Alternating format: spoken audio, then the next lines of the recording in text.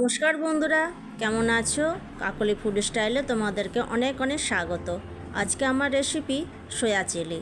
তো এই soya chilli বানাবার জন্য আমি এখানে এই বাটির 1 বাটি সয়াবিন নিয়ে নিচ্ছি। এটা ওজনে 150 থেকে 200 গ্রাম হবে আন্দাজে। তো এখন এই সয়াবিনগুলোকে একটু গরম জলে সেদ্ধ করে নেব। তো বাটিতে করে আমি জল চাপিয়ে দিয়েছি। জলটা গরম হয়ে গেলে পরে সয়াবিনগুলো জলের মধ্যে দিয়ে দিলাম, আর দিয়ে দিলাম একটুখানি নুনটা দিলে পরে সয়াবিনের ভেতরে নুনটা ঢুকবে, খেতে ভালো লাগবে। এখন জলটাকে ফুটে ওঠা পর্যন্ত অপেক্ষা করব। তো দেখো এখানে জলটা ফুটে গেছে, আমি তাড়াতাড়ি করে গ্যাসটা কম করে দিলাম, কেননা জলটা উতলে পড়ে যাচ্ছে। তো দেখো এবার আমি গ্যাসটাকে বন্ধ করে দিলাম। সয়াবিনগুলো সেদ্ধ হয়ে গেছে। এখন সয়াবিনগুলোকে একটা ছিদ্রযুক্ত থালাতে সয়াবিনগুলোকে ছেঁকে ছেঁকে তুলে নিলাম। সয়াবিনগুলো তোলা হয়ে গেলে পরে সয়াবিনগুলোকে এখন ঠান্ডা করে নেব। এদিকে সয়াবিনগুলো যতক্ষণ ঠান্ডা হচ্ছে সবজিগুলোকে কেটে নেব।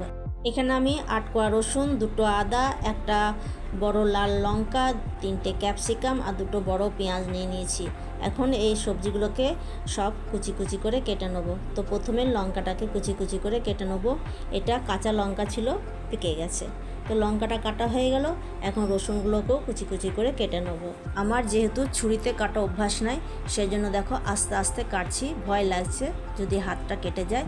তো লঙ্কা কাটা হয়ে গেল, রসুন কাটা হয়ে গেল। এবারে আদাটাকে কেটে নিলাম। তো রসুন, আদা, লঙ্কা সব কাটা হয়ে গেল। এখন কেটে নেব ক্যাপসিকাম। তো ক্যাপসিকাম, পেঁয়াজ সব কিন্তু আমি ধুয়ে এনেছি।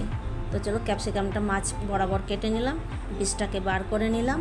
ক্যাপসিকামটাকে লম্বা করে কেটে নিয়ে পরে ক্যাপসিকামটাকে ট্রায়াঙ্গেল আকারে কেটে নেব। এটাকে চৌকো আকারেও কাটা যায়, কিন্তু আমি এখানে ডিজাইন করে কেটে নিলাম, দেখতে ভালো লাগবে সেই জন্য। তো চলো সব ক্যাপসিকামগুলোকে এইভাবে কেটে নেব। ক্যাপসিকাম কাটা হয়ে গেল। এখন ক্যাপসিকামগুলোকে থালাতে তুলে নেব। এরপরে চলো পেঁয়াজগুলোকেও কেটে নেব। পেঁয়াজগুলোকে লম্বা করে 4 টুকরো করে কেটে নেব। লম্বা করে কেটে নেওয়ার পর তারপর আবার মাঝখান থেকে 2 টুকরো করে কেটে নেব। 2 টুকরো করে কেটে নেওয়ার পর এখন প্রত্যেকটা পেঁয়াজ থেকে পাট পাট করে পেঁয়াজগুলোকে ছাড়িয়ে নেব এরকম করে। আর এই রেসিপিতে এইভাবে পেঁয়াজগুলোকে কাটতে হবে বড় বড় করে। সব সবজি কাটা হয়ে গেল। এখন সয়াবিনের ভেতরে যে জল থাকে সেই জলটাকে নিংড়ে নিয়ে পরে সয়াবিনগুলোকে অন্য একটা থালাতে নিয়ে নিচ্ছি। তো সয়াবিনগুলোকে তো নিয়ে নিলাম। এখন এই সয়াবিনের ভেতরে কিছু উপকরণ মেশাবো। তো সবার প্রথমে দিয়ে দিলাম আদা রসুনের পেস্ট। এরপরে দিয়ে দিচ্ছি 3 চামচ মতো কর্নফ্লোর। 3 চামচ কর্নফ্লোর দেওয়ার পর 1 চামচ দিয়ে দিলাম চালের গুঁড়ি, আর দিয়ে দিয়েছিলাম 1 চামচ সয়া সস। তোমরা এখানে চিলি সসও দিতে পারো কিংবা টমেটো সসও দিতে পারো। আর দিয়েছিলাম হালকা একটুখানি নুন। তো সেটা বোধহয় ভিডিও করতে আমি ভুলে গেছিলাম। সব কিছুকে এবার হাতের সাহায্যে ভালো করে মেখে নেব। ভালো করে মেখে নিতে হবে। এবারে কড়াইয়ে দিয়ে দিচ্ছি 2 টেবিল স্পুন তেল। তেলটা যখন ভালো করে গরম হয়ে যাবে তখন ওই তেলের মধ্যে সয়াবিনগুলোকে শ্যালো ফ্রাই করে নেব। ডিপ ফ্রাই করব না, শ্যালো ফ্রাই করব। আর এই সয়াবিনগুলো কিন্তু সর্ষের তেলেই আমি ফ্রাই করে নেব।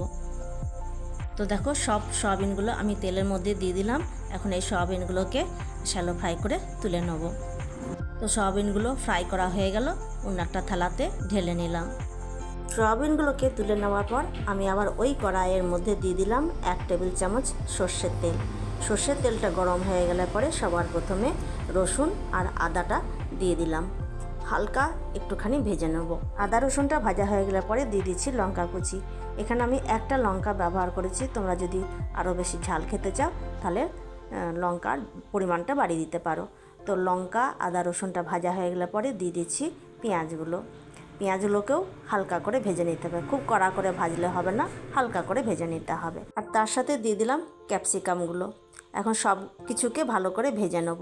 আর এদিকে আমার মেজো মেয়ে খুবই এক্সাইটেড, বলছে মা কতক্ষণে হবে কতক্ষণে হবে। মানে ওরা এইসব খাবারগুলো খুব ভালো খায়, ছেলে মানুষ তো এইসব খাবার ওদের বেশি পছন্দ। তো এরপরে দিয়ে দিচ্ছি স্বাদ অনুযায়ী নুনটা একটু বুঝে সুঝে দিতে হবে, কেননা সস দেবো, তো সসের মধ্যেও তো নুন থাকে।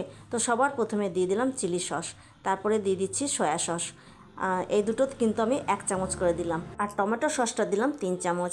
এখন সসের সাথে সব সবজিগুলোকে ভালো করে মিশিয়ে নেব। এরপর দিয়ে দিচ্ছি অল্প একটুখানি গোলমরিচ। এখন গোলমরিচটাকেও সবজির সাথে ভালো করে মিশিয়ে নেব। সব কিছু ভালোভাবে মিশে গেল। এখন এখানে আমি একটুখানি জল দিচ্ছি যাতে ক্যাপসিকাম আর পেঁয়াজ ভালোভাবে সেদ্ধ হয়ে যায়। ক্যাপসিকাম আর পেঁয়াজ যখন একটু একটু সেদ্ধ হয়ে যাবে তখন আমি একটা বাটিতে 2 চামচ কর্নফ্লোর গুলে রেখেছিলাম, সেই কর্নফ্লোরটা দিয়ে দিলাম।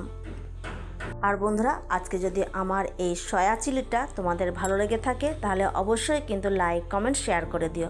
আর পাশে থাকা বেল আইকনটা অবশ্যই প্রেস করে রাখবে, এতে করে আমি যখন নতুন কোনো রেসিপি ভিডিও আপলোড দেবো সবার প্রথমে নোটিফিকেশন তোমাদের কাছে পৌঁছে যাবে। তো কর্নফ্লাওয়ারটা দিয়ে দেওয়ার পর সবজিগুলোর সাথে কর্নফ্লাওয়ারটা ভালো করে মিশিয়ে নেওয়ার পর সয়াবিনগুলোকে ওর মধ্যে দিয়ে দিলাম। আর বন্ধুরা, আজকে আমি সয়া চিলিটা খুবই সিম্পলভাবে করেছি, খুব একটা স্পাইসি করিনি। তোমরা যদি আরও কালার করতে চাও তাহলে লঙ্কা গুঁড়ো দিয়ে দেবে, তাহলে কালারটা হয়ে যাবে। তো এখানে সয়া চিলি আজকে আমার রেডি। চলো তাহলে তোমাদেরকে সার্ভ করে দেখাই। তো দেখো কত সুন্দর হয়েছে, খেতেও কিন্তু খুব সুন্দর হয়েছিল। তো দেখো বন্ধুরা কত সুন্দর লাগছে, লোভ লাগছে তো দেখে। তাহলে চলো আমার মেজো মেয়েকে একটা বাটিতে তুলে পরে দিয়ে পরে ওর রিয়াকশানটা দেখি। তাহলে বন্ধুরা, আজকের মতো ভিডিওটা এখানে শেষ করছি। দেখা হচ্ছে আগামী দিনে নতুন একটা রেসিপির সাথে, নতুন একটা ভিডিওর সাথে। ততক্ষণ পর্যন্ত তোমরা ভালো থাকো, সুস্থ থাকো, সাবধানে থাকো। আজকের মতো টাটা, ধন্যবাদ।